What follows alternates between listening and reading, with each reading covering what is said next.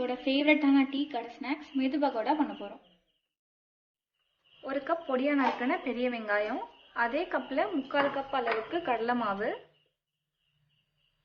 3 table spoon அளவுக்கு அரிசி மாவு, பொடியாக நறுக்கின கொத்தமல்லி கருவேப்பிலை, பொடியாக நறுக்கின ஒரு துண்டு இஞ்சி, பொடியாக நறுக்கின 2 பச்சை மிளகாய், 1/4 டீஸ்பூன் சோடாப்பு, தேவையான அளவுக்கு உப்பு. எல்லாத்தையும் ஒன்றா கலந்துட்டு இதில் கொஞ்சம் கொஞ்சமாக தண்ணி சேர்த்து இட்லி மாவோட கெட்டியான பதத்துக்கு இதை பிசைஞ்சுக்கணும். எண்ணெயை மீடியம் ஹீட்டில் வச்சு சின்ன சின்னதாக சேர்த்து பொரிச்சு எடுத்துக்கோங்க.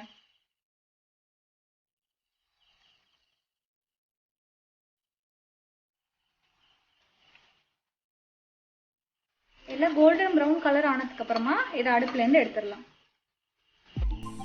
நம்மளோட சூடான சாஃப்டான மெது பகோடா ரெடி ஆயிடுச்சு. எல்லாரும் கண்டிப்பாக ட்ரை பண்ணி பாருங்கள், ரொம்ப நல்லா இருக்கும்.